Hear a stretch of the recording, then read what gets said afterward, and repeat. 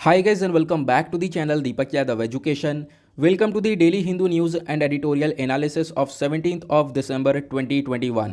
तो गाइज आज है तारीख 17 दिसंबर 2021 और है फ्राइडे। देखेंगे आज का the Hindu complete newspaper. The Hindu complete newspaper को एनालाइज करेंगे, बट लेक्चर में आगे बढ़ने से पहले अगर आप लोगों को ये कंप्लीट न्यूज़पेपर का पीडीएफ चाहिए तो क्या करना है, सबसे पहले डाउनलोड करना है टेलीग्राम और फिर जाकर सर्च बॉक्स में टाइप करना है Deepak Yadav education. As you can see guys आप लोगों को ये वाला चैनल मिल जाएगा, इस पर क्लिक करना और जाकर इस चैनल को ज्वाइन कर लेना। देखो, अगर आप लोगों को इस तरीके से ये चैनल नहीं मिलता है तो नीचे डिस्क्रिप्शन बॉक्स में आप सभी लोगों को टेलीग्राम का लिंक दिया गया है, वो लिंक इसी चैनल का है। जैसे आप उस पर क्लिक करोगे ऑटोमेटिकली ये चैनल ओपन हो जाएगा, इसको जाकर ज्वाइन कर लेना। नाउ ज्वाइन करने से फ़ायदा क्या होगा, यहाँ पर आपको डेली बेसिस पर द हिंदू न्यूज़पेपर मिल जाता है, डेली करंट अफेयर के वीडियो का पीडीएफ मिल जाता है, डेली बहुत सारे डिजिटल नोट्स मिल जाते हैं और ये सारी चीज़ें मिलती हैं बिल्कुल फ्री में। तो जाकर इसको ज़रूर ज्वाइन करना। नाउ बढ़ते हैं आगे, और आगे बढ़ने से पहले हमेशा की तरह हम लोग अपने लेक्चर को एक मैप के एक क्वेश्चन के साथ स्टार्ट करेंगे। तो आज आप सभी लोगों को मैप में जाकर देखना है प्री पैरिस को कहाँ पर है ये एग्जैक्टली लोकेटेड, अच्छे से मैप में देखना। देन उसके बाद आकर नीचे कमेंट सेक्शन में टाइप करना, जिससे कि आप लोग इसको लंबे समय तक याद रख पाओगे। साथ ही साथ एक क्वेश्चन सॉल्व करेंगे जो कि यूपीएससी प्रीवियस ईयर 2016 के प्रीलिम्स में पूछा गया था। डेली बेसिस पर हम लोग यहाँ पर एक प्रीवियस ईयर क्वेश्चन को भी सॉल्व करते हैं।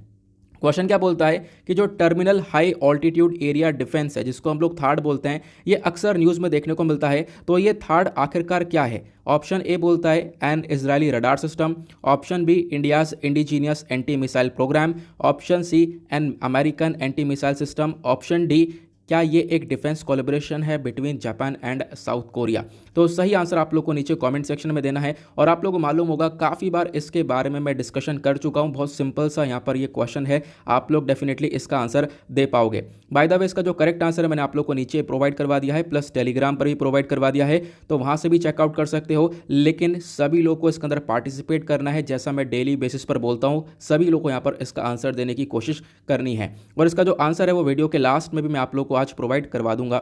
तो चलो शुरुआत करते हैं। यह है आज का सबसे पहला आर्टिकल, एक इंपॉर्टेंट आर्टिकल है हमारे एग्जाम के पॉइंट ऑफ व्यू से।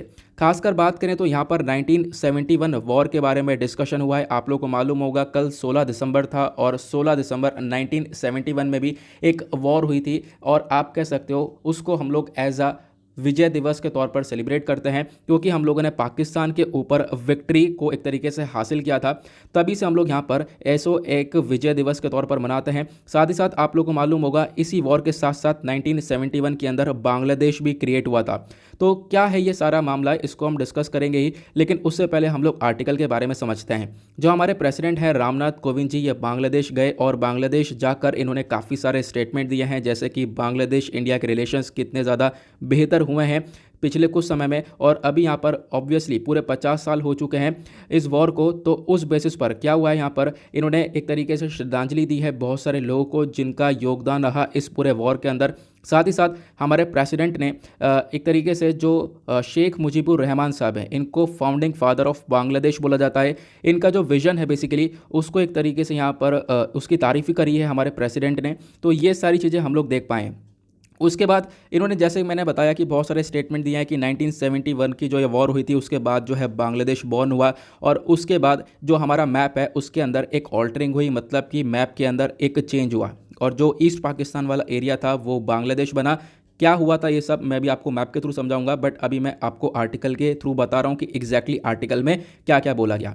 साथ ही साथ हमारे प्रेसिडेंट ने एक ट्रिब्यूट दिया, बहुत सारी श्रद्धांजलि दी है बहुत सारे लोगों को एक तरीके से जिन्होंने यहाँ पर इस पूरे वॉर के अंदर सफ़र किया। ठीक है, जैसे कि यहाँ पर बोला गया ब्रुटलाइज डॉटर्स, सिस्टर्स, मदर्स, बहुत ज़्यादा सफ़र करे थे ये लोग, तो उन सभी को यहाँ पर श्रद्धांजलि दी गई है। प्लस इन्होंने बताया कि आज के टाइम पर एक तरीके से जो बांग्लादेश है वो फ्रेंडशिप की कैटेगरी में हाईएस्ट प्रायोरिटी के ऊपर रखा हुआ है, और उसी के बेसिस पर रेगुलरली दोनों कंट्रीज़ के जो रिलेशंस हैं वो ग्रो होते हुए नज़र आ रहे हैं, ये हमने देखा। देन उसके बाद यहाँ पर इन्होंने क्या करा, बांग्लादेश की जो प्रेसिडेंट हैं उनका यहाँ पर बांग्लादेश के जो प्राइम मिनिस्टर हैं उनका भी एक तरीके से मतलब तारीफ़ वगैरह करी है कि उन्होंने किस तरीके से चीज़ों को आगे बढ़ाया है। तो वो हमारे लिए कुछ खास इंपॉर्टेंट नहीं है। उसी के साथ इस आर्टिकल में बराबर एक और छोटी सी इन्फॉर्मेशन दे रखी है, बराबर में, तो यहाँ पर उसको भी मैं आप लोगों को बता देता हूँ। जैसे कि इंडिया बांग्लादेश का जो ट्रेड है, इन दोनों का व्यापार है, वो आज के टाइम पर $10 बिलियन तक से भी ज़्यादा का क्रॉस हो चुका है। तो अपने आप में एक इंपॉर्टेंट बात है। तो यहाँ पर इंडिया बांग्लादेश की बात हो रही थी, तो इसी के साथ मैंने इस वाले आर्टिकल भी कनेक्ट कर दिया है ताकि आप लोग चीज़ों को अच्छे से समझ पाओ।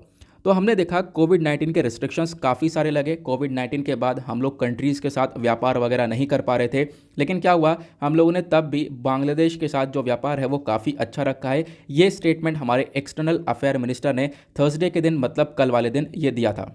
ठीक है, और उसी के साथ बताया कि जो बांग्लादेश है वो आज के टाइम पर भारत का एक लार्जेस्ट ट्रेड पार्टनर है साउथ एशिया के अंदर, और फोर्थ लार्जेस्ट एक्सपोर्ट डेस्टिनेशन है भारत का। तो यहाँ पर इसके बारे में भी आप लोग एक आइडिया रख सकते हो।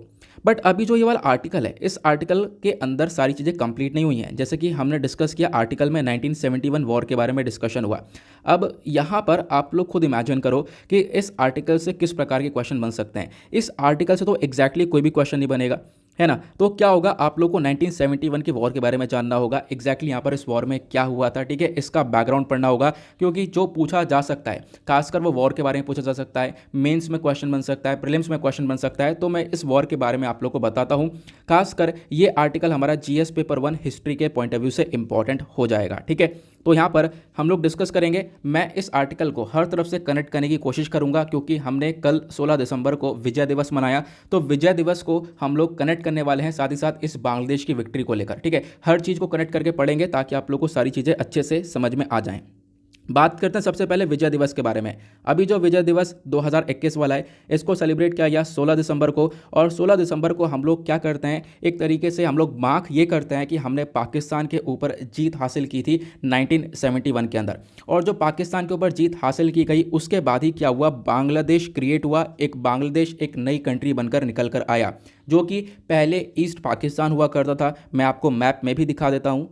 तो पहले 1971 से पहले इस प्रकार से मैप आपको ये नज़र आएगा, हुआ करता था। ठीक है, इसको थोड़ा सा जूम करता हूँ। यहाँ पर आप लोग ये नज़र आ रहा होगा, ऊपर वेस्ट पाकिस्तान है और नीचे ईस्ट पाकिस्तान है ना। दोनों पाकिस्तान अलग अलग है। तो जो 1971 की वॉर हुई थी, उसके बाद में जो ये ईस्ट पाकिस्तान वाला एरिया है, ये बांग्लादेश के तौर पर बना और एक तरीके से नई कंट्री बनकर आया था बांग्लादेश। ठीक है, ये आपको क्लियर होना चाहिए। तो आपने लोकेशन क्लियर कर ली है। अब हम बात करते हैं एग्जैक्टली उस दिन हुआ क्या क्या था। तो इसकी शुरुआत ना 3 दिसंबर से शुरू हो चुकी थी। 3 दिसंबर को इंडो पाकिस्तान वॉर शुरू हुआ 1971 में, और 13 दिन तक ये वॉर चला। फिर उसके बाद ऑफिशियली यहाँ पर जो ये वॉर एंड हुआ था, वो 16 दिसंबर को वॉर एंड हुआ। इसी वजह से 16 दिसंबर को हम लोग विजय दिवस मनाते हैं। और हुआ क्या था, 16 दिसंबर को पाकिस्तान ने घुटने टेक दिए थे भारत के सामने। पाकिस्तान ने सरेंडर किया इंडिया के सामने इन पूरे 13 दिनों के बाद। और उसके बाद आप कह सकते हो जो पाकिस्तान की पूरी फोर्स थी, फोर्स एग्जैक्टली अगर हम नंबर की बात करें तो 93,000 सोल्जर्स थे, वो सब सरेंडर कर गए थे भारत के सामने। ठीक है, और ये हमारे अपने आप में एक ग्रेटेस्ट एवर विक्ट्री के तौर पर देखा गया। अब बात करते हैं इसके बारे में कुछ की फैक्ट्स। ठीक है, जो मोस्ट इंपॉर्टेंट पॉइंट्स है उसके बारे में बता रहा हूं, मतलब ऊपर ऊपर से आप लोगों को पूरे वॉर के बारे में मैं समझा दूंगा। अब यहाँ पे जो ये कॉन्फ्लिक्ट था, इसके पीछे के रीज़न क्या थे। देखो, इसके पीछे का रीज़न ये था कि जो ईस्ट पाकिस्तान मतलब जो आज के टाइम पर बांग्लादेश वाला रीजन है, पहले वो ईस्ट पाकिस्तान हुआ करता था। तो ईस्ट पाकिस्तान के अंदर लोगों को इल ट्रीट किया जा रहा था। जो वेस्ट पाकिस्तान के लोग थे वो एक तरीके से बहुत अत्याचार कर रहे थे, एट्रोसिटीज़ हो रही थी, प्लस इल ट्रीटमेंट हो रहा था लोगों के साथ। तो जो ईस्ट पाकिस्तान वाले लोग थे, उन्होंने डिसाइड कर लिया था कि बिल्कुल हम लोग अब वॉर लड़ेंगे और अलग से यहाँ पर एक कंट्री के बनाएंगे। तो इस प्रकार की चीज़ें चली। और क्या हुआ, इस सारे प्रोसेस को जो हमारे भारत की फॉर्मर प्राइम मिनिस्टर थी इंदिरा गांधी जी, उन्होंने भी यहाँ पर इन सब चीज़ों को सपोर्ट किया और बांग्लादेश को सपोर्ट किया इनके इंडिपेंडेंस स्ट्रगल के अंदर। फिर क्या होता है, जो 1971 का जो वॉर होता है, ये एक मिलिट्री कॉन्फ्लिक्ट देखने को मिलता है इंडिया पाकिस्तान के बीच में। इसकी शुरुआत कैसे होती है, शुरुआत इस प्रकार से होती है कि जो पाकिस्तान है वो हमारे ऊपर एयर स्ट्राइक कर देता है। ठीक है, लगभग 11 इंडियन एयरफोर्स स्टेशन होते हैं, उनके ऊपर एयर स्ट्राइक कर देता है पाकिस्तान, बॉम्बिंग कर देता है। पाकिस्तान का कहना यह होता है कि जो भी ईस्ट पाकिस्तान के अंदर विवाद उठ रहा है, ईस्ट पाकिस्तान के अंदर लोग मांग कर रहे हैं अलग से कि हम लोगों को एक अलग से पूरी कंट्री चाहिए, ईस्ट पाकिस्तान के अंदर जो विवाद उठ चुका था उसके पीछे का जिम्मेदार इंडिया है। तो यहाँ पर पाकिस्तान ये मानता था। उस बेसिस पर क्या हुआ, जो पाकिस्तान है, खासकर जो वेस्ट वाला रीजन है, ठीक है, उसने क्या किया, भारत के ऊपर अटैक किया, बॉम्बिंग करी, एयर स्ट्राइक करे। फिर उसके रिजल्ट में क्या भारत ने कुछ नहीं किया, तो बिल्कुल भारत ने भी किया। भारत ने कुछ ऐसा काम किया कि पाकिस्तान कभी उसको भूलेगा नहीं। तो इंडियन आर्मी ने यहाँ पर पूरी तरह से एक तरीके से अग्री हो चुका था इन चीज़ों को देखकर कि हम लोग अब पूरी तरह से बंगाली नेशनलिस्ट ग्रुप को सपोर्ट करेंगे। बांग्लादेश के इंडिपेंडेंस स्ट्रगल के अंदर बिल्कुल भारत सपोर्ट में आ चुका था उसके बाद से, जब से पाकिस्तान ने हमारे ऊपर अटैक किया। उसके बाद क्या हुआ, यहाँ पर आप कह सकते हो ये जो वॉर है ये लड़ी गई ईस्ट और वेस्टर्न फ्रंट्स के अंदर, और मतलब थोड़ी दिनों की वॉर थी लेकिन अपने आप में काफ़ी खतरनाक थी, काफ़ी इंटेंस थी। जैसे मैंने आपको बताया कि पाकिस्तान ने हमारे ऊपर हमला किया, तो उसके रिटेलिएशन में इंडिया ने ऑपरेशन ट्राइडेंट चलाया था। ऑपरेशन ट्राइडेंट को लॉन्च किया गया था भारत के थ्रू, और इस ऑपरेशन के अंदर क्या हुआ था, इंडियन नेवी का जो वेस्टर्न नेवल कमांड है बेसिकली उन्होंने एक तरीके से एक सरप्राइज अटैक किया कराची पोर्ट के ऊपर। तो जो पाकिस्तान का मुंबई कहलाता है कराची पोर्ट, वहाँ पर अटैक किया, और इतना ज़्यादा अटैक किया था कि पूरी तरह से वो जल रहा था। इनफैक्ट आपको मालूम होगा रिसेंटली हमने ऑपरेशन ट्राइडेंट और ऑपरेशन पाइथन के बारे में पढ़ा भी था डेली करंट अफेयर वाले वीडियो में। तो मैंने आपको बताया भी था कि कुछ फैक्ट्स वगैरह ये भी बताए जाते हैं कि इतनी ज़्यादा आग लग चुकी थी कराची पोर्ट में कि वो 60 किलोमीटर दूर से भी दिखाई पड़ती थी। तो मतलब इस प्रकार से यहाँ पर इंडियन नेवी ने जवाब दिया था। इसी तौर पर हम लोग इंडियन नेवी डे को भी सेलिब्रेट करते हैं, ये भी आप लोग को मालूम होगा, है ना। अब क्या हुआ कि हम लोग देखते हैं कि सिचुएशन काफ़ी ख़राब हो गई। अब उसके बाद जैसे मैंने आपको बताया कि ऑपरेशन ट्राइडेंट के बारे में, यहाँ पर एक ऑपरेशन पाइथन भी बीच में हुआ था जिसके बारे में चीज़ें ज़्यादा क्लियर बताई नहीं जाती हैं। मैं आपको बता देता हूँ कि जो ऑपरेशन ट्राइडेंट है ये भारत ने कैसे लॉन्च किया, ये आपको पता चल गया जब हम पाकिस्तान ने हमारे ऊपर अटैक किया। तो उसके बाद क्या हुआ, हमने ये सोचा कि बिल्कुल पाकिस्तान फिर से अटैक करेगा हमारे ऊपर, क्योंकि यहाँ पर बिल्कुल डर था कि पाकिस्तान इसका रिटेलिएशन करेगा। तो हमने उसके पहले ही ऑपरेशन पाइथन को लॉन्च कर दिया और एक बार फिर और अटैक कर दिया। तो इस प्रकार की यहाँ पर चीज़ें देखने को मिली थी। अब यहाँ पर हम लोग बात करते हैं 14 दिसंबर को क्या होता है, तो कहानी आगे बढ़ती रहती है। जो देखो ईस्ट पाकिस्तान वाला एरिया है, इस ईस्ट पाकिस्तान के एरिया के अंदर जो मुक्ति बाहिनी गोरिल्ला है, इन्होंने यहाँ पर भारत की फोर्सेस के साथ हाथ मिला लिया था कि बिल्कुल हम लोग पाकिस्तान की ट्रूप्स के अगेंस्ट में लड़ने वाले हैं। फिर 14 दिसंबर को क्या हुआ, जो इंडियन एयरफोर्स है उन्होंने यहाँ पर एक हाउस को अटैक किया जहाँ पर एक मीटिंग चल रही थी, जहाँ पर गवर्नर ऑफ ईस्ट पाकिस्तान थे और भी बहुत सारे लोग थे, उनकी मीटिंग चल रही थी। जैसे ही यहाँ पर भारत ने अटैक किया तो पाकिस्तान घबरा गया, और एक तरीके से इस अटैक से घबराने के बाद तुरंत ही यहाँ पर सरेंडर कर दिया। और जो सरेंडर का प्रोसेस है वो स्टार्ट होता है 16 दिसंबर से। तो यहाँ पर आप कह सकते हो लगभग पाकिस्तान की 93,000 की जो ये पूरी फोर्स है ये सरेंडर कर चुकी थी इंडिया के सामने, ठीक है। तो इसके बारे में एक आइडिया रख सकते हो। देन उसके बाद क्या हुआ, 16 दिसंबर 1971 में जो बांग्लादेश है वो यहाँ पर एक नया नेशन बनकर आया। बांग्लादेश बॉर्न हुआ एज अ न्यू नेशन। तो यहाँ पर इसके बारे में भी आप लोग आइडिया रख सकते हो। जो पहले ईस्ट पाकिस्तान हुआ करता था ना, वो इंडिपेंडेंट हो चुका था पाकिस्तान से, अब वो बांग्लादेश बन चुका था। जो ये वॉर है इसको हम लोग एक हिस्टोरिकल वॉर ऑफ इंडिया के तौर पर देखते हैं, प्लस यहाँ पर इंडिया के अंदर इसको विजय दिवस के तौर पर सेलिब्रेट किया जाता है। और यहाँ पर आप लोग देख पाओगे कि इस पूरे वॉर में लगभग हमारे 3,900 इंडियन सोल्जर्स शहीद हुए थे, प्लस यहाँ पर और भी बहुत सारे लोग 9,851 सोल्जर्स इंजर्ड हुए थे। आई होप आपको एक एक चीज़ क्लियर हो चुकी है, मैंने सारी इन्फॉर्मेशन आपको प्रोवाइड करवा दी है। अब जैसा कि इस 1971 वॉर के बारे में कल भी हम लोगों ने पढ़ा था, तो मैंने आपको वापस रिवाइज करवा दिया है, ठीक है। अब ये मत कहना कि आप बार बार वो चीज़ें पढ़वा देते हो। देखो यहाँ पर क्या है ना, मेरे पास मतलब जितने मैसेज ये आते हैं कि आप मतलब काफ़ी सारी चीज़ों को रिपीट करते हो, उतने ही मैसेज मेरे पास ये भी आते हैं कि डेली रिपीट करा करो। अब बताओ मैं क्या करूं। तो यहाँ पर क्या है, मैं चीज़ों को वापस से पढ़ा देता हूँ। जैसे कि आप लोग बहुत से लोग नए नए जुड़ेंगे ना, तो उन लोग सोचेंगे यार इस आर्टिकल का क्या फ़ायदा है, कोई भी फ़ायदा नहीं है। तो आप लोग यहाँ पर देख पाओगे कि किस प्रकार से इस आर्टिकल का हम लोग यूज़ कर सकते हैं अपने एग्जाम के पॉइंट ऑफ व्यू से, जो कि मेरा काम है। मैं लगातार हर अपने वीडियो में ये काम करता रहता हूँ। अब देख पाओगे जो अगला आर्टिकल है वो इससे भी बेहतरीन होने वाला है। इसी के नीचे एक छोटा सा आर्टिकल दिया गया है, लेकिन अपने आप में बहुत ज़्यादा इंपॉर्टेंट आर्टिकल है, ठीक है। कैसे इंपॉर्टेंट होगा जब मैं पढ़ाऊंगा तो आपको पता चलेगा। तो यहाँ पर क्या है, हमारे प्राइम मिनिस्टर ने स्टेटमेंट दिया है, it's time to correct wrong farming practices की समय आ चुका है कि जो आज के टाइम पर गलत तरीके से फार्मिंग की प्रैक्टिसेस अपनाई जा रही हैं उनको करेक्ट किया जा सके, उनको सही किया जा सके। तो क्या है एग्जैक्टली हम डिस्कस करेंगे। तो देखो बहुत सारे लोग इस आर्टिकल को आज स्किप करने वाले हैं, लेकिन यहाँ पर ये आर्टिकल कितना इंपॉर्टेंट होने वाला है ये आप लोगों को थोड़ी देर में पता चलेगा, लगभग 2 से 3 मिनट बाद। तो यहाँ पे अगर हम लोग बात करें तो हमारे प्राइम मिनिस्टर ने क्या स्टेटमेंट दिया ये हम लोगों ने समझा। यहाँ पर स्टेटमेंट कब दिया गया, तो गुजरात में एक तरीके से वर्चुअल एड्रेसिंग चल रही थी, वीडियो कॉन्फ्रेंस के माध्यम से बातचीत चल रही थी टॉपिक के ऊपर नेचुरल फार्मिंग। मतलब जो नेचुरल फार्मिंग का टॉपिक है उसके ऊपर यह डिस्कशन चल रहा था। उस बेसिस पर हमारे प्राइम मिनिस्टर ने यह स्टेटमेंट दिया। और हमारे प्राइम मिनिस्टर ने जोर दिया है हमारे किसान भाइयों को कि वो जो केमिकल फर्टिलाइजर्स हैं उनको रिप्लेस करें। जो आज के टाइम पर हम लोग केमिकली बहुत सारे खाद का इस्तेमाल करते हैं, पेस्टिसाइड्स का इस्तेमाल करते हैं, उन सब का यूज़ हम लोग ख़त्म कर दें। ठीक है, उन सबको रिप्लेस करें किसी से डंग से, जैसे गाय का गोबर हो गया, कंडा हो गया, गाय का यूरिन हो गया। तो इस प्रकार की चीज़ों का इस्तेमाल करें हम लोग अपने एग्रीकल्चर को और ज़्यादा प्रोडक्टिव बनाने के लिए, प्लस नेचुरल फार्मिंग की तरफ आगे बढ़ने के लिए। क्योंकि जहाँ पर हम लोग केमिकल फर्टिलाइजर्स का इस्तेमाल कर रहे हैं, पेस्टिसाइड्स का इस्तेमाल कर रहे हैं, तो वो कहीं ना कहीं नेचुरल फार्मिंग नहीं कहलाई। ठीक है, तो नेचुरल फार्मिंग की तरफ बढ़ना है तो हम लोग यहाँ पर इस चीज़ के ऊपर फोकस रख सकते हैं, ऐसा हमारे प्राइम मिनिस्टर का स्टेटमेंट है। और प्राइम मिनिस्टर ने बोला कि बिल्कुल ये कंप्लीटली साइंस बेस्ड है, बस क्या होगा, केमिस्ट्री से ये शिफ्ट हो जाएगी नेचर की लैबोरेटरी की तरफ। जो नेचर के प्रोडक्ट हैं हम उनका इस्तेमाल करके अपने एग्रीकल्चर को आगे बढ़ा सकते हैं। ठीक है, ये यहाँ पर बोला गया। आज के टाइम पर जो बहुत सारे फार्मर्स हैं वो रेगुलरली यहाँ पर आप कह सकते हो कि जो हमारी पुरानी वाली टेक्निक्स हैं, खासकर आप कह सकते हो केमिकल फर्टिलाइजर्स वगैरह का इस्तेमाल हो रहा है, तो उनको रिप्लेस करने के लिए हम फोकस ये रख रहे हैं कि हम लोग नेचुरल फार्मिंग टेक्निक्स की तरफ बढ़ें। हालांकि यहाँ पर आप कह सकते हो ये काफ़ी सस्ता भी पड़ेगा, इसके अपने आप में फ़ायदे भी हैं, प्लस इसके कुछ कॉन्स भी देखने को मिलेंगे, नुकसान भी देखने को मिलेंगे। वो क्या होते हैं आगे मैं आपको क्लियर करवाऊंगा। ठीक है, ये हुआ।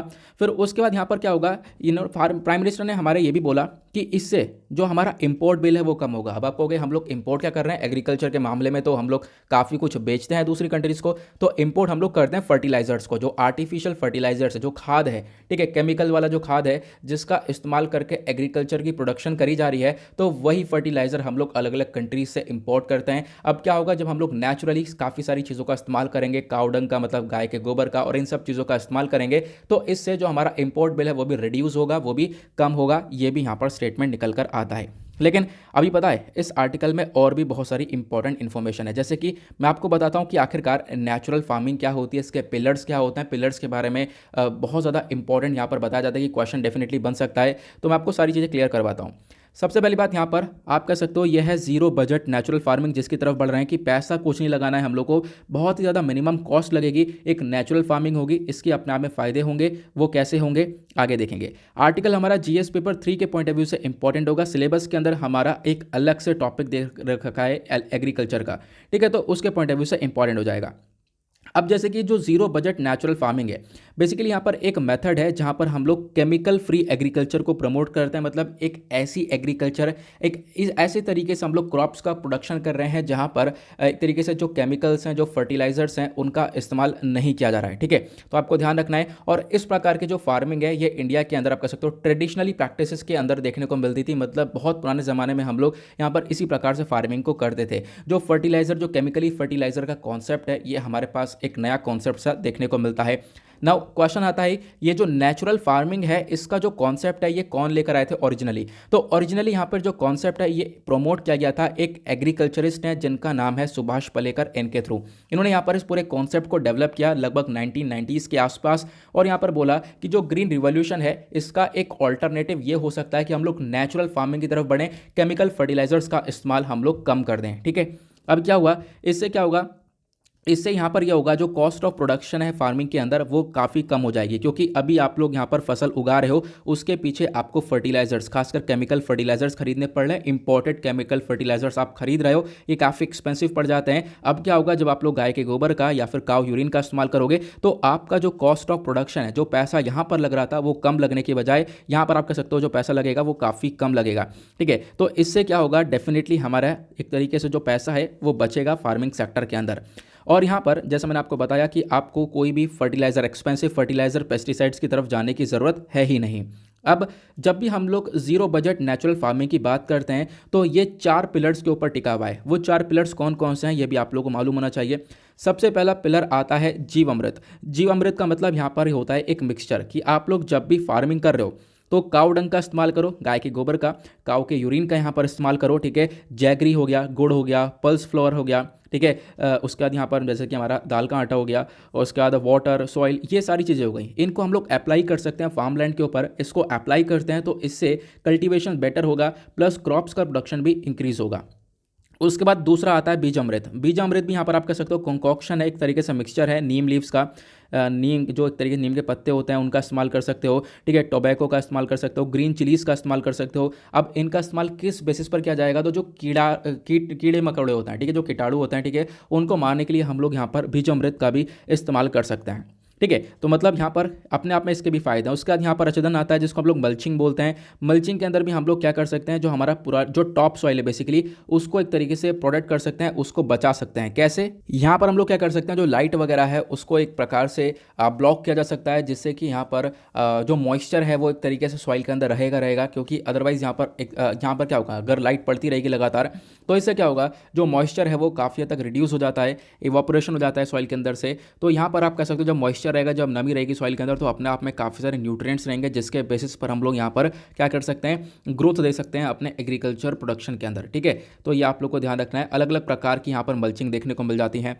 उसके बाद यहाँ पर वापसा आता है, एक तरीके से यह भी एक ऐसी कंडीशन है जहाँ पर जो एयर मॉलिक्यूल्स होते हैं, वाटर मॉलिक्यूल्स होते हैं, ये सॉइल के अंदर प्रेजेंट होते हैं और हम लोग यहाँ पर एक तरीके से इनकी मदद लेते हैं। और इनकी मदद से क्या होता है, जो इरिगेशन की रिक्वायरमेंट होती है, जो सिंचाई की रिक्वायरमेंट होती है, क्योंकि आपको क्रॉप्स के लिए पानी की ज़रूरत है, तो पानी की रिक्वायरमेंट काफ़ी कम पड़ जाती है। जब हम लोग वाटर मॉलिक्यूल्स और एक तरीके से इन चीज़ों को प्रोटेक्ट कर लेते हैं सॉइल के अंदर, तो इससे आपको इरिगेशन की रिक्वायरमेंट मतलब पानी की रिक्वायरमेंट काफ़ी कम पड़ेगी, आप वाटर को भी प्रोटेक्ट कर पाओगे।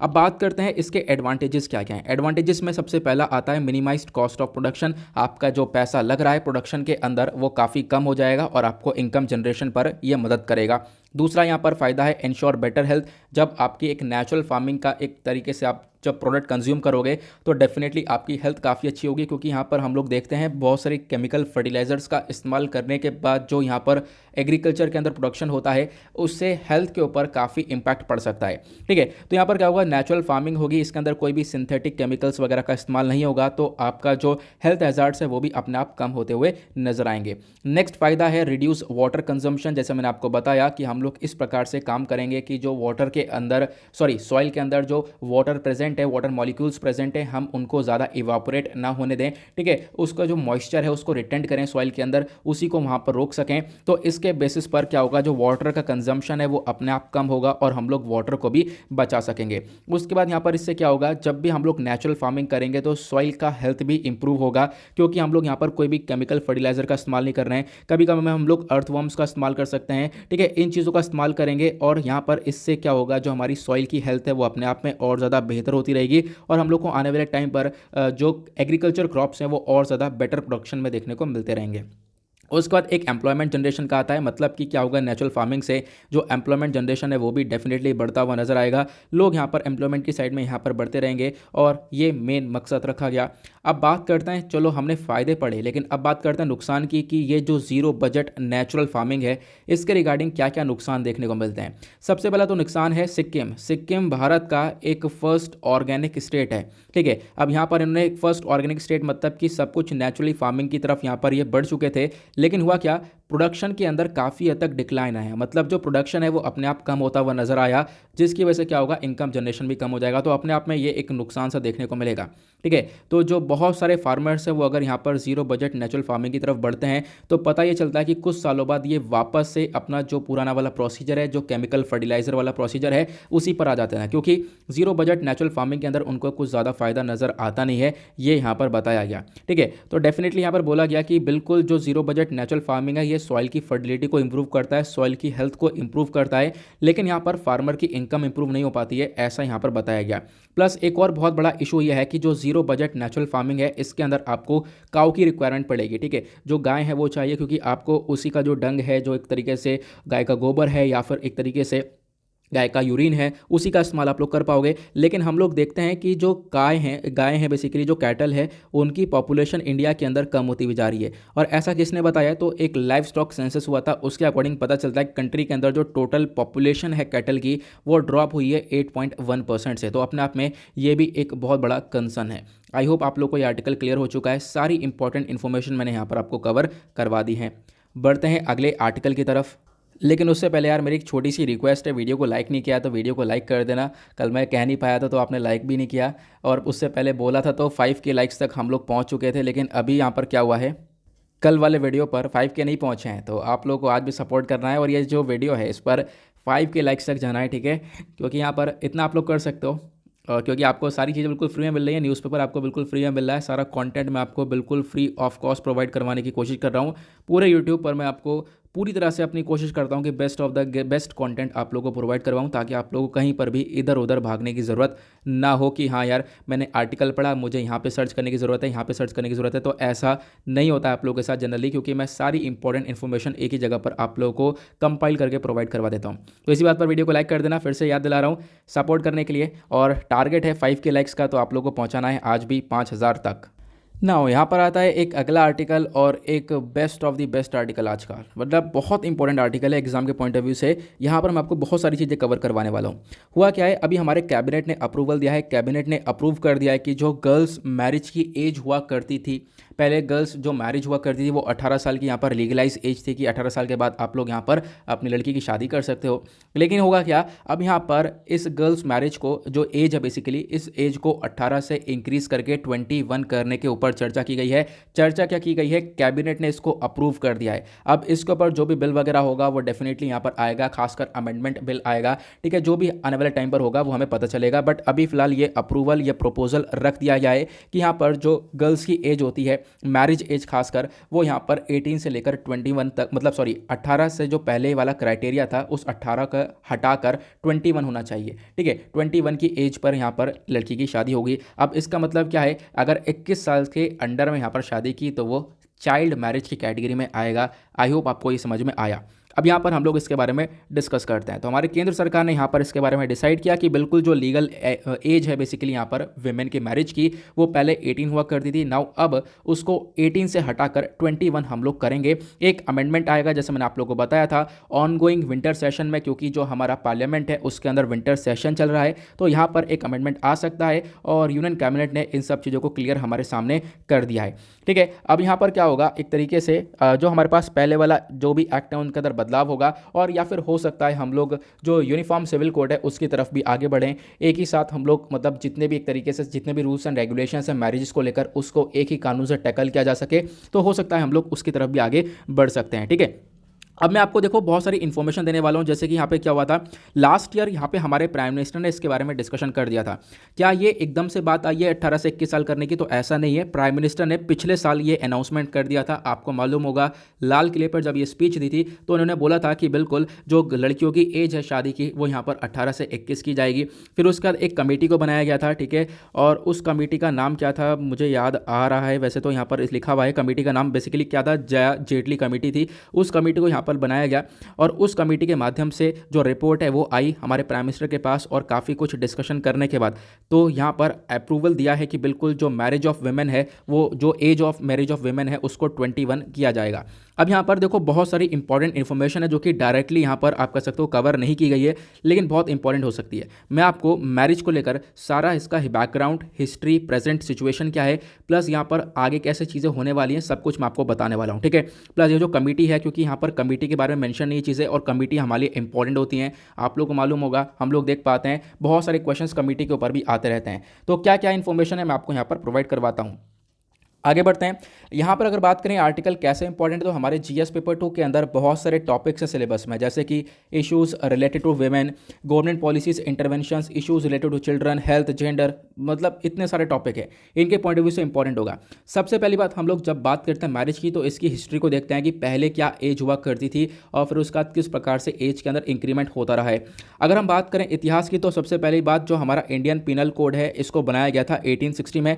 इसको मतलब इंडियन पिनल कोड ने इनेक्ट किया गया इसको 1860 में, और यहाँ पर क्या हुआ, इस कोड के अंदर बोला यह गया कि जो भी लड़की या फिर जो भी बच्ची 10 साल से कम उम्र है, ठीक है, उस बच्ची की अगर यहाँ पर उसके साथ सेक्सुअल इंटरकॉर्स होता है तो वो क्रिमिनलाइज माना जाएगा, मतलब वो क्रिमिनल कैटेगरी में आएगा, ठीक है। तो ये बोला गया, और उसके बाद यहाँ पर जो प्रोविजन ऑफ रेप हैं उनको भी अमेंड किया गया था 1927 में, और फिर उसके बाद आगे इसको बढ़ाया गया, और बढ़ाते हुए यहाँ पर बोला कि जो एक तरीके से मैरिज होगी एक तरीके से गर्ल की, वो यहाँ पर अंडर 12 नहीं होगी। अंडर 12 अगर किसी भी लड़की की शादी होती है तो वो इनवैलिड कहलाएगी।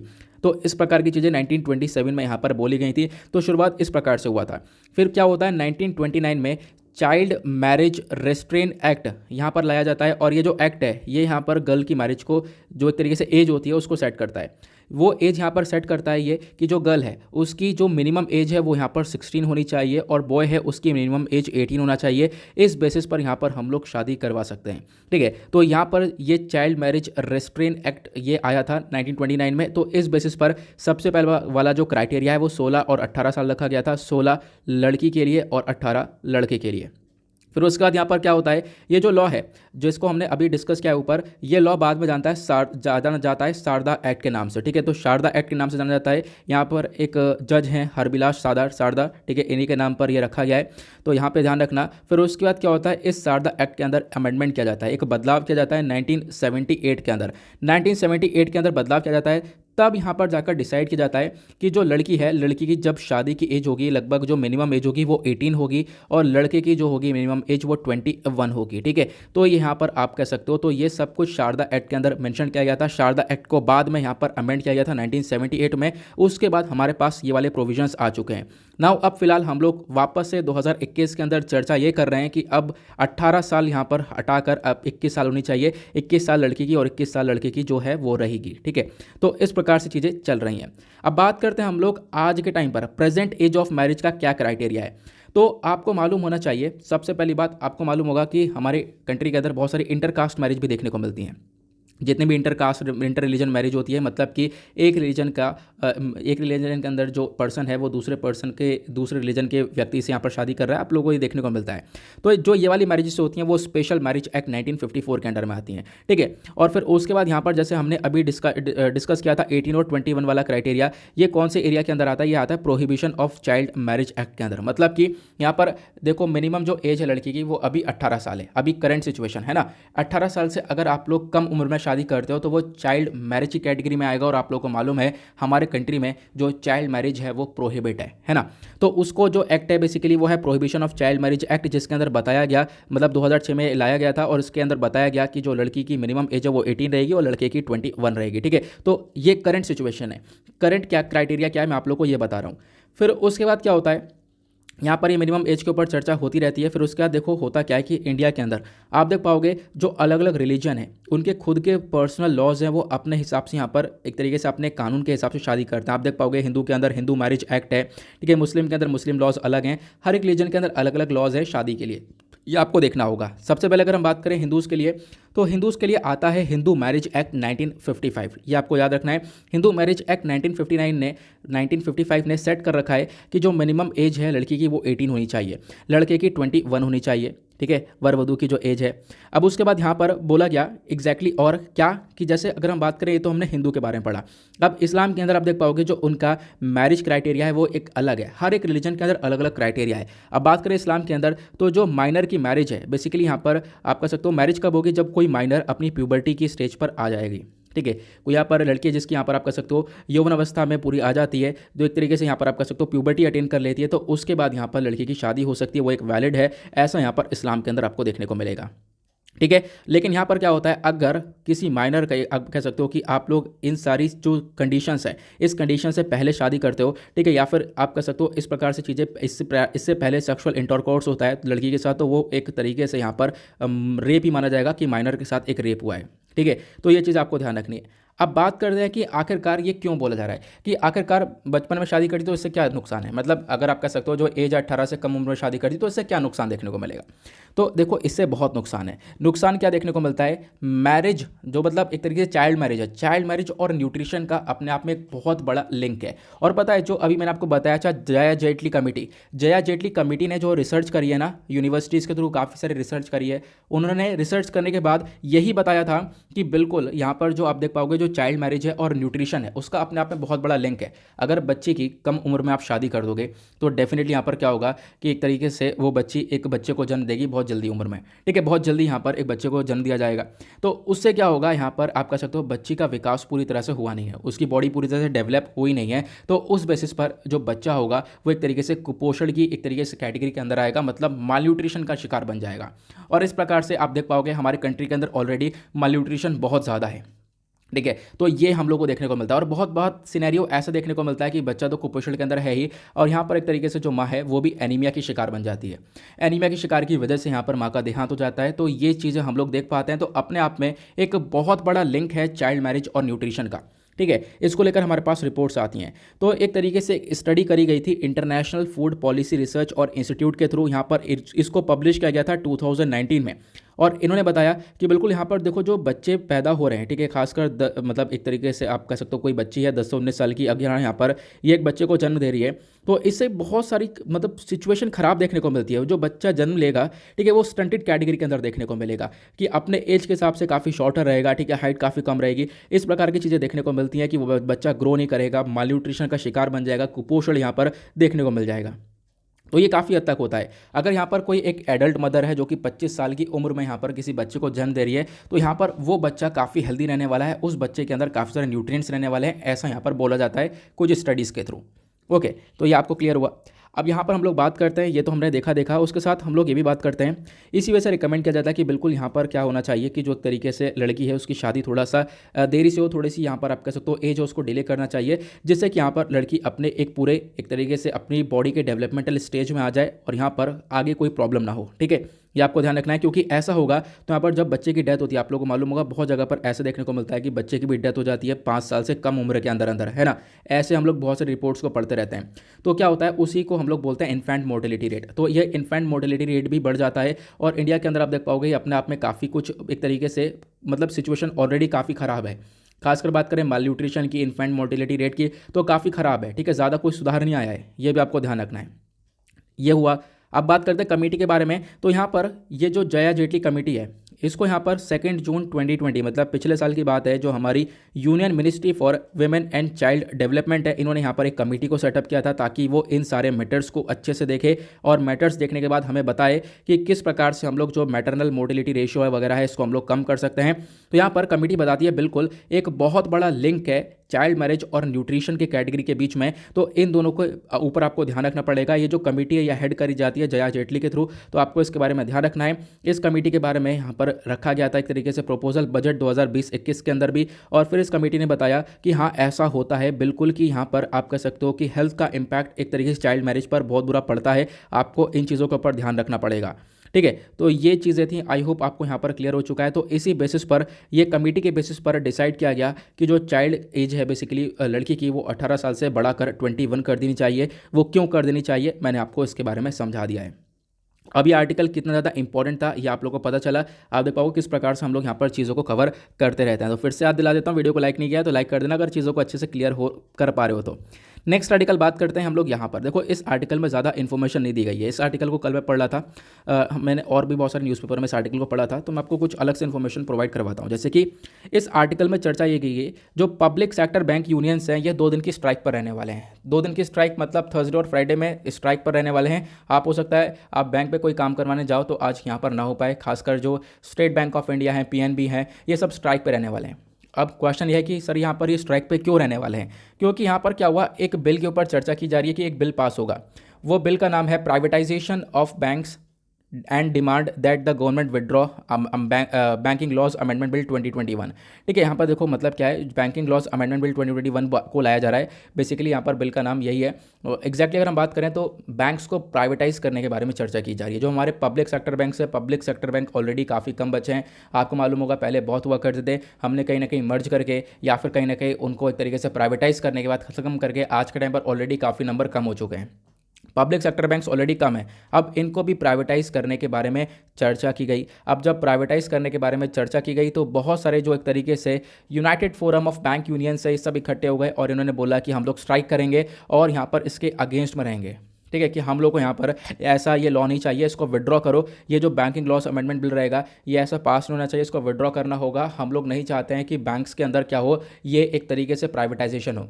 देखो पहले 1971 में एक एक्ट लाया गया था जिसके बेसिस पर क्या बोला गया कि इंडिया के अंदर जो भी एक तरीके से पब्लिक सेक्टर बैंक्स हैं, जो भी सरकारी बैंक आपको देखने को मिलेंगे, उसमें जो सरकार का स्टेक है वो 51% का होगा। मतलब सरकार का जो स्टेक एक तरीके से जो शेयर्स होंगे वो 51% के होंगे। मतलब सरकार यहाँ पर लीड करेगी, सरकार के हाथ में रहेगी बैंक।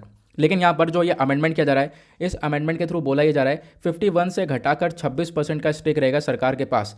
तो यहाँ पर बैंक कहीं ना कहीं प्राइवेटाइज हो जाएगा, लोग के अंदर कंसर्न जो चिंता है काफ़ी बढ़ जाएंगी। प्लस यहाँ पर हमने देखा है कि जो जॉबलेसनेस है वो ऑलरेडी काफ़ी हद तक देखने को मिली है बैंकिंग सेक्टर के अंदर, वो और ज़्यादा बढ़ जाएगी। मतलब कि अगर हम इसे कंपेयर करें पहले से, तो पहले के मुताबिक भी आप कह सकते हो पहले भी काफ़ी सारी जॉब चली जा चुकी हैं इन ऐसे ऐसे लॉस की वजह से। पहले भी ऐसे ऐसे बहुत सारे लॉस लेकर आए गए हैं बैंकिंग सेक्टर में, जिसकी वजह से एक तरीके से जॉब्स वगैरह क्रिएट नहीं हुई हैं। तो यहाँ पर इनकी चीज़ों की वजह से भी और ज़्यादा यहाँ पर ये चीज़ें देखने को मिल सकती हैं। आई होप आपको क्लियर हो चुका है, इसी वजह से स्ट्राइक चल रहा है। ये आपको क्लियर हुआ। और आपको मालूम होगा हमने यहाँ पर डिसाइड भी कर रखा था, अपने बजट में भी यहाँ पर बता रखा है कि हम लोग डिसइन्वेस्टमेंट की तरफ बढ़ेंगे। डिसइन्वेस्टमेंट मतलब कि हम लोग ज़्यादा से ज़्यादा जो सरकारी एसेट्स हैं उनको बेचेंगे और उसके थ्रू पैसा कमाएंगे, लगभग 1.76 लाख करोड़ रुपीज़ के आसपास। ये हमारे बजट के अंदर भी अनाउंसमेंट रहा है। तो उसी चीज़ को देखते हुए अभी बैंक को प्राइवेटाइज करने के बारे में भी चर्चा की गई। ये आर्टिकल आने वाले टाइम पर भी काफ़ी चर्चा में रहने वाला है, तो इसके बारे में आपको आइडिया रखना होगा। आगे बढ़ेंगे नेक्स्ट और इंपॉर्टेंट आर्टिकल की तरफ। और क्या है हमारे पास, एक आर्टिकल आपको ये वाला देखने को मिलेगा। ठीक है, इस आर्टिकल में कुछ खास बातें नहीं है, लेकिन इसको खास बना सकते हैं कैसे, आगे डिस्कस करेंगे। तो अभी क्या हुआ है, एक ट्राइलेटरल समिट को लेकर चर्चा हो रही है। जो व्लादिमीर पुतिन है प्लस नरेंद्र मोदी जी हैं प्लस शी जिनपिंग है, तीनों कंट्रीज़ के जो लीडर हैं, इनके बीच में एक मीटिंग होने वाली है जल्द ही, ऐसा यहाँ पर एक ऑफिशियल्स के थ्रू स्टेटमेंट निकल कर आया है। अब तीनों के बीच में मीटिंग होगी तो डेफिनेटली यहाँ पर आप कह सकते हो काफ़ी कुछ डिस्कशन होगा। प्लस यहाँ पर आप कह सकते हो ये पहली मीटिंग देखने को मिलेगी तीनों कंट्रीज़ में एलएसी क्राइसिस के बाद। जो लाइन ऑफ एक्चुअल कंट्रोल पर क्राइसिस देखने को मिले हैं, अगर ये मीटिंग होती है तो यहाँ पर इस क्राइसिस के बाद पहली इस प्रकार की मीटिंग होगी जहाँ पर चाइना, इंडिया और रशिया तीनों के तीनों कंट्रीज़ देखने को मिलेगी।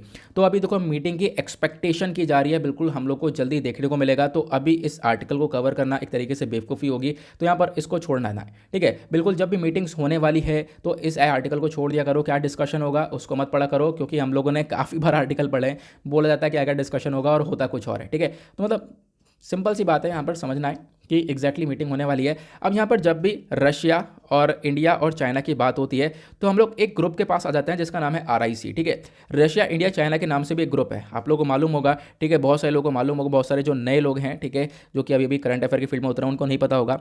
तो RIC की फील्ड क्या है मैं आप लोगों को बता देता हूँ। आर्टिकल हमारा GS पेपर 2 के पॉइंट ऑफ व्यू से इंपॉर्टेंट है। हमारे सिलेबस के अंदर एक टॉपिक है इंटरनेशनल रिलेशंस का, तो उसी के पॉइंट ऑफ व्यू से इंपॉर्टेंट है। RIC की बात करें तो एक ट्राइलेटरल ग्रुप है। ट्राइलेटरल ग्रुप माने कि मतलब तीन कंट्रीज हैं, इसमें रशिया, इंडिया, चाइना, तीनों को मिलाकर एक ग्रुप बनता है। यहाँ पर ये लोग आपस में मिलते हुए हैं 2002 से, साल 2002 से लगातार मीटिंग चलती हुई नजर आ रही है। RIC का जो बेसिकली यहाँ पर पूरा का पूरा ग्रुपिंग का जो कॉन्सेप्ट है, ये पहली बार लाया गया था 1990s में। एक लीडर थे युगनेव प्रिमोवकोव, ठीक है, एक रशियन पॉलिटिशियन थे, इनके अंडर में ये पूरा आइडिया लाया गया ताकि हम लोग क्या कर सकें कि ये तीनों कंट्रीज अगर मिल जाती हैं अपने एरिया में, जो एशिया है बेसिकली, यहाँ पर आप देख पाओगे अपने एरिया में तीनों कंट्रीज सबसे बड़ी कंट्रीज देखने को मिलेंगी। तो कहीं ना कहीं ये कंट्रीज का ग्रुप बनता है, तो कहीं ना कहीं ये जो अमेरिका वाला या फिर जो वेस्टर्न सेक्टर है, इसको हम लोग टैकल कर पाएंगे, उसको काउंटर बैलेंस कर पाएंगे। बेसिकली ये यहाँ पर आइडिया रखा गया था। और आज के टाइम पर ये ग्रुप इतना पावरफुल है, वो आपको यहाँ पे पता चलेगा कि अगर ये तीनों कंट्रीज़ को मिला दिया जाए तो पूरे दुनिया का जो लैंड मास है उसका 19% लैंड मास तो पूरे यहाँ पर आप कह सकते हो इन तीनों कंट्रीज़ के अंदर कवर होता है। ठीक है, इमेजिन कर सकते हो 19% लैंड मास पूरा का पूरा ये तीन कंट्रीज़ कवर करती हैं। प्लस यहाँ पर GDP की बात करें तो 33% से भी ज़्यादा ग्लोबल जो GDP है उसके अंदर कॉन्ट्रीब्यूशन रहता है तीनों कंट्रीज़ का, तो अपने आप में इंपॉर्टेंट है ये। RIC समिट की अगर हम बात करें तो RIC समिट का डिस्कशन होता रहता है, समिट के अंदर बातचीत होती है, मेन फोकस रखा जाता है कैसे सिक्योरिटी के ऊपर काम किया जा सके, ठीक है, उसके बाद कैसे टेररिज्म से लड़ा जा सके, और भी इस प्रकार के डिस्कशन चलते रहते हैं जब भी इनकी मीटिंग होती है कि कैसे कंट्रीज आपस में ये कोऑपरेट कर सकती हैं। आगे बढ़ेंगे नेक्स्ट आर्टिकल पर। नौ यहाँ पर एक छोटा सा आर्टिकल है, ज़्यादा कुछ खास नहीं देखने को मिलेगा, लेकिन फिर भी मैं आप लोग को यहाँ पर बता देता हूँ। अभी क्या है, आप लोगों को मालूम होगा सऊदी अरेबिया ने एक स्टेप उठाया है, जो तबलीगी जमात हैं, तबलीगीज़ हैं, इनको कर दिया है बैन अपने कंट्री के अंदर। ठीक है, अब इसको जब बैन किया गया तो इसका सऊदी अरेबिया का काफ़ी सारा क्रिटिसिज्म देखने को मिल रहा है। इनफैक्ट जो तबलीगी जमात, खासकर आप कह सकते हो कि यहाँ पर जो एक ग्रुप है JUH, ये काफ़ी तेज़ी से प्रोटेस्ट कर रहा है। ये जमियत उलेमा ए हिंद यहाँ पर यह प्रोटेस्ट कर रहा है कि सऊदी अरेबिया ने ये बिल्कुल भी सही नहीं किया है, क्योंकि यहाँ पर तबलीगी जमात को एक तरीके से बार बार यहाँ पर एक तरीके से बेइज्जत करने की कोशिश करी जाती है एक बेसलेस प्रोपोगंडा के थ्रू, ऐसा यहाँ पर यहाँ के लीडर का स्टेटमेंट है। तो एक तरीके से सऊदी अरेबिया ने जो भी स्टेप उठाया है उसके अगेंस्ट में यहाँ पर प्रोटेस्ट हो रहा है। अगर हम बात करें तबलीगी जमात के बारे में तो यहाँ पर आप कह सकते हो कि बेसिकली यहाँ पर इनको a band of of preachers ही बोला जाता है। इनकी स्टार्टिंग लगभग 1926 मेवात प्रोविंस के अंदर हो चुकी थी। ठीक है, फाउंडर यहाँ पर बोला जाता है कि मौलाना मोहम्मद इलियास यहाँ पर इनके फाउंडर यहाँ पर हैं, ऐसा भी यहाँ पर बोला जाता है। ठीक है, इनके अलग अलग प्रिंसिपल्स होते हैं। अभी अगर हम लोग बात करें तो आज के टाइम पर ना बहुत सारे कंट्रीज़ के अंदर ये तबलीगी जमात प्रेजेंट है। ठीक है, लगभग 150 कंट्रीज़ के अंदर आप देख पाओगे बहुत सारे तबलीगी जमात आपको देखने को मिलेंगे। 250 मिलियन से ज़्यादा, 250 मिलियन से भी ज़्यादा फॉलोवर्स हैं तबलीगी जमात के, ये भी आप लोगों को मालूम होना चाहिए। तो यहाँ पर क्या है, अगर हम बात करें इंडिया, पाकिस्तान, बांग्लादेश, इन कंट्रीज़ के अंदर आप देख पाओगे बहुत सारे एक्टिव मेंबर्स आपको देखने को मिलेंगे तबलीगी जमात के। लेकिन जो बहुत सारी सेंट्रल एशियन कंट्रीज़ हैं, जैसे कि यहाँ पर उज़्बेकिस्तान हो गया, तजिकिस्तान हो गया, ठीक है, ये कंट्रीज़ यहाँ पर कहीं ना कहीं बैन करके रखती हैं तबलीगी जमात को। इनफैक्ट इन कंट्रीज़ ने तबलीगी जमात को ब्लैक लिस्ट में भी डाल रखा है। ये इन्फॉर्मेशन यहाँ पर नहीं है, ये इन्फॉर्मेशन मैं आप लोगों को गूगल पर देख के बता रहा हूँ। ठीक है, विकीपीडिया के थ्रू, तो आप लोग इसके बारे में यहाँ पर याद रखना। तो इसके बारे में एक छोटी सी इन्फॉर्मेशन मैंने आप लोग को यहाँ पर प्रोवाइड करवाई है। ठीक है, तो एक आइडिया रख सकते हो। तबलीगी जमात को लेकर एक पिक्चर मैंने शेयर करी थी, मुझे वो मिल नहीं रही थी, तो एक पिक्चर मैं शेयर कर दूंगा जो कि काफ़ी हद तक चली थी वो पिक्चर, तो मैं आप लोगों को प्रोवाइड करवा दूंगा टेलीग्राम पर। उसको भी एक बार आप लोग रीड कर सकते हो। फिलहाल अभी इस आर्टिकल में कुछ ऐसी ज़्यादा चीज़ें नहीं है जो इंडिया के पर्सपेक्टिव से हो, हमारे एग्जाम के पर्सपेक्टिव से कुछ इंपॉर्टेंट हो, बट यहाँ पर एक आइडिया रख सकते हो। डेफिनेटली एक इंपॉर्टेंट यहाँ पर अनाउंसमेंट है जिसको लेकर आने वाले टाइम पर काफ़ी चर्चा हो सकती है। आगे बढ़ते हैं अगले आर्टिकल पर। नेक्स्ट आर्टिकल आता है page number 11, that is world section. देखेंगे दुनियादारी में क्या चल रहा है।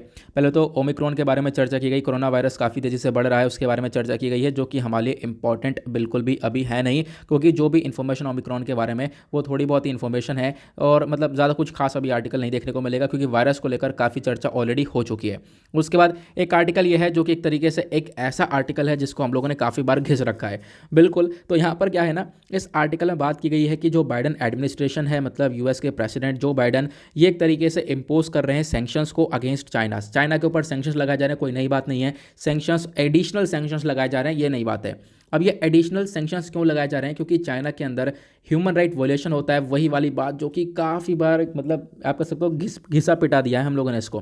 तो चाइना के अंदर क्या होता है, उइगुर्स मुस्लिम्स आपको देखने को मिलते हैं। मान लो यहाँ पर एक चाइना का मैप आपको देखने को मिल जाएगा। यहाँ पर एक ऐसा रीजन है जिसका नाम है जिनजियांग प्रोविंस। इस जिनजियांग प्रोविंस के अंदर उइगुर मुस्लिम्स रहते हैं। उन उइगुर मुस्लिम्स के ऊपर यहाँ पर चाइना एट्रोसिटीज़ बहुत करता है, बहुत सारे अत्याचार करता है, उनका इल ट्रीटमेंट होता है, ह्यूमन राइट वोलेशन हो रहा है। तो उसी बेसिस पर यूएस बोलता है कि बिल्कुल हम लोग यहाँ पर चाइना के ऊपर लगाएंगे सैंक्शंस, क्योंकि चाइना कर रहा है उइगुर मुस्लिम्स को अब्यूज़। एक तरीके से उइगुर मुस्लिम्स के जो ह्यूमन राइट्स हैं उनका वोलेशन यहाँ पर होता हुआ नजर आ रहा है। तो आर्टिकल में कुछ खास बातें नहीं थी, इस वजह से मैंने ज़्यादा डिटेल में गया नहीं हूँ। उसके बाद एक आर्टिकल आता है ज़बरदस्त। यहाँ पर आप कह सकते हो एक रिपोर्ट है रिपोर्टर्स विदाउट बॉर्डर की। अब रिपोर्टर्स विदाउट बॉर्डर यहाँ पर बहुत सारी रिपोर्ट्स पब्लिश करते हैं। अब इन्होंने बताया कि लगभग 488 जो जर्नलिस्ट हैं उनको जेल में डाला गया है और 46 जर्नलिस्ट को मार दिया गया है 2021 के अंदर, और ये सब हुआ है अलग अलग कंट्रीज़ में, जिसमें से इंडिया की भी चर्चा की गई है और टॉप हेडलाइन इंडिया की बनाई गई है।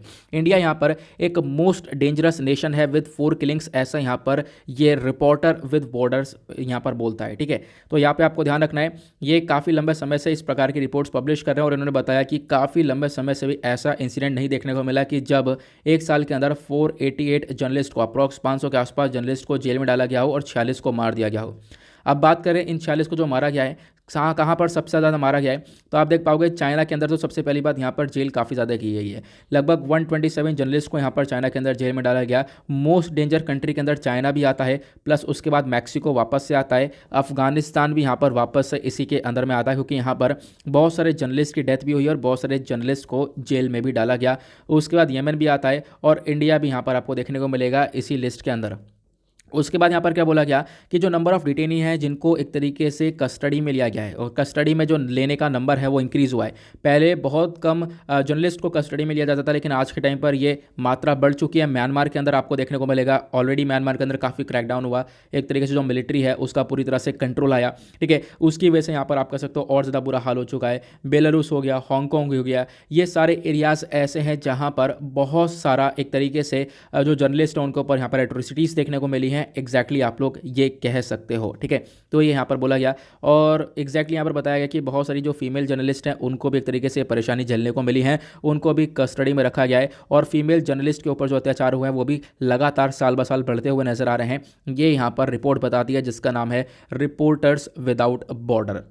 आगे बढ़ते हैं नेक्स्ट आर्टिकल पर। अगला आर्टिकल आता है यहाँ पर ये वाला। ईरान ने यहाँ पर स्टेटमेंट दिया। ईरान ने बोला है no nuclear images for IAEA until curbs end. इसका मतलब है कि यहाँ पर देखो अब क्या है, ईरान के अंदर आपको न्यूक्लियर पावर प्लांट्स देखने को मिलेंगे। वहाँ पर क्या है, एक तरीके से जो भी ये न्यूक्लियर को लेकर फैसिलिटीज़ अपना आ रहे हैं, जो भी काम कर रहे हैं, उसको लेकर एक तरीके से इमेजेस चाहिए किसको, IAEA को।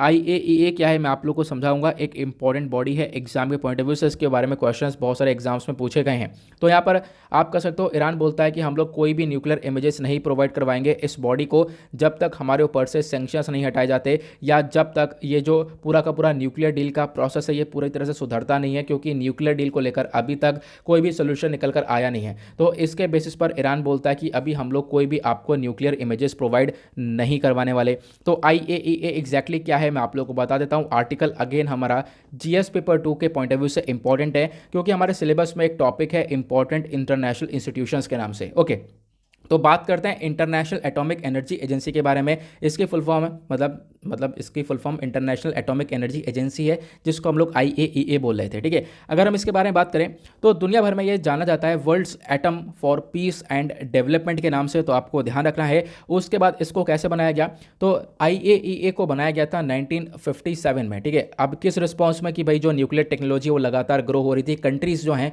वो न्यूक्लियर टेक्नोलॉजी में ज़्यादा ग्रोथ ना हासिल कर लें, क्योंकि यहाँ पर आप कह सकते हो न्यूक्लियर वेपन्स काफ़ी खतरनाक होते हैं अपने आप में। तो इनको रेगुलेट करने के लिए इस बॉडी को बनाया गया, ताकि जो ये डर है इसको ख़त्म किया जा सके। इस बॉडी का हेडक्वार्टर आपको ऑस्ट्रिया के जो वीना वाला एरिया है वहाँ पर आपको देखने को मिलेगा। इस बॉडी का मेन ऑब्जेक्टिव यही है कि जो न्यूक्लियर टेक्नोलॉजीज़ है उसको एक तरीके से सिक्योर और पीसफुल यूज़ की तरफ हम लोग आगे बढ़ें, ऐसा ना हो न्यूक्लियर टेक्नोलॉजीज़ का गलत इस्तेमाल हो। उसके बाद इसका ऑब्जेक्टिव की बात करी, देन उसके बाद 2005 में ना इस बॉडी को अवार्ड मिला है नोबेल पीस प्राइज़ का। ठीक है, क्योंकि ये बॉडी काम करती है दुनिया की पीसफुलनेस के ऊपर और दुनिया की सेफ्टी के ऊपर। उसके बाद इस बॉडी का मेन काम यही है कि एक बेसिकली अगर हम इसके फंक्शन की बात करें तो एक इंडिपेंडेंट इंटरनेशनल ऑर्गेनाइजेशन है, जो कि यहाँ पर रिपोर्ट्स देती है यूनाइटेड नेशन जनरल असेंबली के अंदर, आप कह सकते हो। और यहाँ पर IAEA है, ये सारी रिपोर्ट करता है यूनाइटेड नेशन सिक्योरिटी काउंसिल के अंदर। ये भी आप लोग को ध्यान रखना है। और यहाँ पर अपने कुछ रूल्स एंड रेगुलेशंस लेकर चलता है, जो कि कंट्रीज़ को फॉलो करना पड़ता है रिगार्डिंग न्यूक्लियर टेक्नोलॉजीज़। आगे बढ़ते हैं अगले आर्टिकल पर। जो नेक्स्ट आर्टिकल है वो आता है हमारा page number 12, that is business section. हमारे इकोनॉमी के पॉइंट ऑफ व्यू से एक लौता आर्टिकल आपको देखने को मिलेगा, जिसमें एक स्टेटमेंट आया है UBS का, और ये बोलते हैं कि इंडिया के अंदर जो FDI है, फॉरेन डायरेक्ट इन्वेस्टमेंट, वो हो सकता है डिक्लाइन हो 20% से इन फिजिकल ईयर 2022, मतलब साल 2022 के अंदर हम लोग देख पाएंगे जो फॉरेन डायरेक्ट इन्वेस्टमेंट है वो लगातार कम होता हुआ नजर आएगा, ऐसा यहाँ पर स्टेटमेंट आता है। हमने देखा साल 2020 के अंदर फॉरेन डायरेक्ट इन्वेस्टमेंट शुरुआत में तो कम हुआ था, जैसे जैसे कोरोना के केसेस बढ़े, लेकिन चीज़ें जैसे सुधर चुकी थी, उसके बाद हमने देखा इंडिया के अंदर foreign direct investment second half में काफ़ी तेज़ी से इंक्रीज़ हुआ साल 2020 के अंदर। लेकिन अभी पॉसिबिलिटी है कि आने वाले टाइम पर ये डिक्लाइन हो सकता है, और उसी चीज़ को बार बार यहाँ पर दोहराया गया। आप लोग देख पाओगे, जैसे मैंने आपको बताया 20% से डिक्लाइन हो सकता है, तो वो बात यहाँ पर घुमा फिरा के यहाँ तक बताई गई है। तो ये चीज़ यहाँ पर आपको देखने को मिलेंगी। आर्टिकल में ज़्यादा घुसने की ज़रूरत नहीं है, ज़्यादा कुछ खास चीज़ें यहाँ पर देखने को नहीं मिलेंगी। लेकिन एक चीज़ है, ये हम तो हमें समझा दो कि फॉरेन डायरेक्ट इन्वेस्टमेंट क्या होता है। तो आपको बता देता हूँ कि फॉरेन डायरेक्ट इन्वेस्टमेंट क्या होता है, मैं आपको बताता हूँ सिंपल शब्दों में। आर्टिकल हमारा इकोनॉमी के पॉइंट ऑफ व्यू से इंपॉर्टेंट हो जाएगा। कुछ टर्म्स होती हैं जो कि इकोनॉमी के पॉइंट ऑफ व्यू से बहुत इंपॉर्टेंट होती हैं, डायरेक्टली इसके ऊपर क्वेश्चंस बन जाते हैं। फॉरेन डायरेक्ट इन्वेस्टमेंट एक ऐसा प्रोसेस है जहाँ पर एक कंट्री के रहने वाले लोग क्या करते हैं, दूसरे कंट्री के अंदर पैसा लगाते हैं, दूसरे कंट्री के अंदर इन्वेस्टमेंट करते हैं, उसको हम लोग बोलते हैं फॉरेन डायरेक्ट इन्वेस्टमेंट। जैसे मान लो USA ने हमारे कंट्री में इन्वेस्टमेंट किया, तो USA का जो इन्वेस्टमेंट है हमारे कंट्री में वो फॉरेन डायरेक्ट इन्वेस्टमेंट कहलाएगा, जैसे आप लोगों को नाम से ही पता चल रहा है। अब ये जो एक तरीके से FDI है वो FPI से अलग होता है। बिल्कुल, एक FDI होता है और एक होता है FPI। FPI होता है फॉरेन पोर्टफोलियो इन्वेस्टमेंट। ठीक है, तो फॉरेन पोर्टफोलियो इन्वेस्टमेंट और फॉरेन डायरेक्ट इन्वेस्टमेंट दोनों में यहाँ पर एक तरीके से डिफरेंस होता है, ये आपको क्लियर होना चाहिए। FDI क्या होता है ये आपने समझ लिया, FPI क्या होता है ये आप लोग समझ जाओगे अभी। ठीक है, या FDI के अंदर क्या होता है, मान लो एक कंट्री का जो इन्वेस्टर है वो पैसा लगा रहा है दूसरे कंट्री में, लेकिन जो फॉरेन पोर्टफोलियो इन्वेस्टमेंट है इसके अंदर एक कंपनी, यहाँ पर एक फॉरेन कंपनी जो है क्या करती है, पैसा ज़्यादा नहीं लगाती है, स्टॉक्स वगैरह खरीदते हैं, बॉन्ड्स वगैरह खरीदते हैं, उसके बाद शांति से बैठ जाते हैं, ज़्यादा इनका कंट्रोल नहीं होता। ये लोग जो स्टॉक्स खरीद लेते हैं बाहर से, इंडिया के स्टॉक्स खरीद लिए, लेकिन उनका कंट्रोल ज़्यादा नहीं रहेगा। लेकिन जो डायरेक्ट इन्वेस्टमेंट करता है कंपनीज के अंदर, उनका बहुत बड़ा रोल रहता है, प्लस उनका बिजनेस के ऊपर भी कंट्रोल रहता है। तो FDI और FPI के अंदर काफ़ी बड़ा रोल है। FDI काफ़ी इंपॉर्टेंट हमारे लिए देखने को मिलता है, डायरेक्टली पैसा आता है और प्लस वो लोग कंट्रोल भी करते हैं बिजनेसेस के ऊपर। आई होप आपको ये क्लियर हुआ। अब चलते हैं हम लोग डायरेक्टली अपने एडिटोरियल्स पर, देखेंगे आज के इंपॉर्टेंट एडिटोरियल को। नाउ आते हैं पेज नंबर 6 के ऊपर, दैट इज एडिटोरियल सेक्शन। यहाँ पर आप लोग देख पाओगे काफ़ी सारे एडिटोरियल्स है, लेकिन सारे बकवास आपको देखने को मिलेंगे। एक आर्टिकल है ये वाला, बहुत बेहतरीन एडिटोरियल लिखा हुआ है और बहुत बहुत बहुत इंपॉर्टेंट आर्टिकल है हमारे एग्जाम के पॉइंट ऑफ व्यू से। यहाँ पर बहुत सारी चीज़ें मैं आप लोगों को बताने वाला हूँ कि आखिरकार WTO के अंदर क्या डिस्प्यूट देखने को मिला है। ठीक है, बेसिकली यहाँ पर यह आर्टिकल आज से 2 दिन पहले इंडियन एक्सप्रेस के अंदर कवर किया गया था, वहाँ पर मैंने इस आर्टिकल को रीड किया था। तो यहाँ पर इस आर्टिकल की जो हेडिंग पढ़ते ही मैं समझ गया था कि आखिरकार क्या चर्चा की गई है। तो जैसा कि आज फ्राइडे है, फ्राइडे के अंदर एक दूसरा जो पेज है इसमें कोई आर्टिकल नहीं आता, यहाँ पर सिर्फ और सिर्फ बात की गई है एक इंटरव्यू के बारे में। 2 यहाँ पर पर्सन है जिनके बीच में आपस में डिस्कशन चल रहा है, तो आप लोग इनका इंटरव्यू पढ़ सकते हो। बाकी सारी चीज़ें जैसे स्पेशल पावर्स एक्ट के बारे में काफ़ी बार डिस्कशन ऑलरेडी कर चुके हैं, तो आर्टिकल में यहाँ पर इंटरव्यू के इनके पॉइंट्स ऑफ व्यू रीड कर सकते हो। अदरवाइज नहीं करना चाहते तो कोई बात नहीं, इसको स्किप करना। डायरेक्टली आते हैं एक आर्टिकल के पर जो कि ज़बरदस्त है। यहाँ पर ऑथर लिखते हैं WTO's challenge to MSP is another frontier to cross. अब यहाँ पर क्या है, देखो जो वर्ल्ड ट्रेड ऑर्गेनाइजेशन है, ठीक है, वर्ल्ड ट्रेड ऑर्गेनाइजेशन को क्यों बनाया गया है, ताकि जो ट्रेड हैं, जो दुनिया भर में व्यापार हो रहे हैं, उनको रेगुलेट कर सके ये बॉडी। अब क्या है यहाँ पर कि अपने आप में इसका एक बहुत बड़ा रोल रहता है। आपको बहुत सारी इंपॉर्टेंट चीज़ें सिखाऊंगा, बस खाली आप ध्यान से इसमें सुनते हुए चलना। अभी यहाँ पे आपको मालूम होगा कि फार्मर्स की डिमांड है लगातार कि हम लोग को MSP मिल जाए। ठीक है, फार्मर्स को हर एक क्रॉप के ऊपर MSP मिले, मिनिमम सपोर्ट प्राइस मिले। लेकिन सरकार के ऊपर कुछ यहाँ पर एक तरीके से परेशानी आती कि सरकार MSP हमेशा क्यों नहीं दे सकती। सरकार हमेशा MSP क्यों नहीं दे सकती, इसके पीछे का रीज़न है कि ऊपर से इंटरनेशनल जो ऑर्गेनाइजेशन है WTO, इसका दबाव आता है। इसका दबाव किस बेसिस पर आता है मैं आपको समझाऊंगा। उससे पहले आपको WTO के बारे में कुछ फैक्ट्स जानने होंगे जो कि इंपॉर्टेंट हैं और एग्जाम में भी पूछे जा सकते हैं। आर्टिकल हमारा again GS paper 2 plus GS paper 3 दोनों के पॉइंट ऑफ व्यू से इंपॉर्टेंट होगा, क्योंकि एग्रीकल्चर के सेक्टर के बारे में चर्चा कर रहे हैं। WTO की बात करें तो कैसे पैदा हुआ WTO से पहले एक और हमारे पास बॉडी हुआ करती थी जो कि व्यापार को लेकर डिस्कशन करती थी, उसका नाम था GATT। ठीक है, इसकी फुल फॉर्म है general agreement on tariffs and trade. तो GATT को रिप्लेस करके WTO आया था, तो आपको ध्यान रखना है WTO यहाँ पर क्रिएट हुआ 1947 में। और यहाँ पर एक उरुग्वे राउंड हुआ था, एक तरीके से उरुग्वे कंट्री के अंदर उरुग्वे राउंड हुआ 1986 से लेकर 1994 के आसपास। और यहाँ पर क्या हुआ, जो GATT है इसने यहाँ पर WTO को क्रिएट किया, WTO को बनाया, और WTO बेसिकली काम करने लगा था 1 जनवरी 1995 से। तो आपको ध्यान रखना है WTO बेसिकली कब से काम करने लगा, तो 1 जनवरी 1995 से WTO जो वर्ल्ड ट्रेड ऑर्गेनाइजेशन है हमारा वर्क करने लगा था। और ये जो अग्रीमेंट है, अग्रीमेंट यहाँ पर WTO को बनाने का, इस अग्रीमेंट को बोलते हैं हम लोग मराकेश अग्रीमेंट। तो आपसे क्वेश्चन बन सकता है मराकेश अग्रीमेंट क्या था, तो यहाँ पर WTO को एस्टेब्लिश करने के लिए यह अग्रीमेंट था जिसको साइन किया गया था 1994 में मोरक्को के मराकेश वाले एरिया के अंदर। नाउ अब बात करते हैं WTO आखिरकार क्या है। तो ये एक इंटरनेशनल ऑर्गेनाइजेशन है जो कि मेन काम करता है नेशंस के अंदर जो कंट्रीज़ हैं जो आपस में व्यापार कर रही हैं, ठीक है, उनको एक तरीके से जो व्यापार है उसको एक प्रोटेक्शन देना, उसको एक अच्छी तरीके से लेकर चलना। तो यहाँ पर WTO का मेन काम यह रहता है। अगर हम बात करें तो GATT और WTO में क्या डिफरेंस है, तो जो GATT था, जो हमारी पहले वाली WTO से पहले वाली बॉडी थी, वो यहाँ पर खासकर डील करती थी ट्रेड इन गुड्स से, मतलब जो एक तरीके से जो गुड्स होते हैं, जो सामान होते हैं, उनसे डील करती थी। लेकिन जो WTO को बनाया है, WTO गुड्स के साथ साथ सर्विसेज के साथ भी डील करता है, तो ये आपको ध्यान रखना है। WTO का हेडक्वार्टर आपको स्विट्जरलैंड के अंदर जेनेवा में देखने को मिलेगा। WTO के जो मेंबर्स हैं वो लगभग आज के टाइम पर 164 मेंबर्स कंट्रीज आपको देखने को मिलेंगी, और 23 ऑब्जर्वर यहाँ पर गवर्नमेंट्स आपको देखने को मिलेंगे। 23 ऑब्जर्वर के अंदर ईरान, इराक, भूटान, लीबिया भी यहाँ पर कोशिश कर रहे हैं कि हम लोग भी यहाँ पर इसके अंदर आ सकें। अब बात करते हैं यहाँ पर इंडिया एक तरीके से फाउंडर मेंबर है इस GATT का, मतलब इंडिया ने कहीं ना कहीं GATT को भी फाउंड किया था। प्लस उसके बाद यहाँ पर आप देख पाओगे WTO के अंदर भी इंडिया का काफ़ी बड़ा रोल रहता है। WTO की बात करें तो इसके अंदर एक मिनिस्ट्रियल कॉन्फ्रेंस रहता है जो कि यहाँ पर काफ़ी अच्छा डिस्कशन करता है, जो भी इंपॉर्टेंट बातें थी वो आप लोगों ने सीखी। अब बात करते हैं हम लोग आर्टिकल में क्या चर्चा हो रही है। आर्टिकल में हम लोग देखते हैं यहाँ पर क्या होता है कि जो फार्मर्स हैं उनकी डिमांड ये है कि फार्मर्स को एक लीगल गारंटी मिले MSP को लेकर, मिनिमम सपोर्ट प्राइस को लेकर।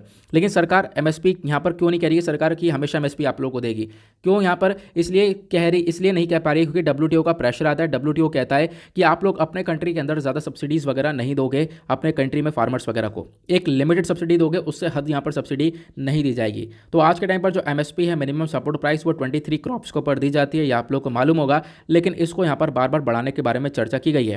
तो लेकिन अगर यहाँ पर ऐसा काम होता है तो कहीं ना कहीं यहाँ पर वॉयलेशन होगा किसका, WTO का जो AOA एग्रीमेंट है, इसका मतलब अग्रीमेंट ऑन एग्रीकल्चर। ये अग्रीमेंट यहाँ पर किया गया है भारत ने और बहुत सारी कंट्रीज ने अग्रीमेंट किया हुआ है WTO के अंदर। तो कहीं ना कहीं इस अग्रीमेंट का वॉयलेशन होगा अगर हम लोग MSP को एक तरीके से अगर बढ़ा देते हैं तो।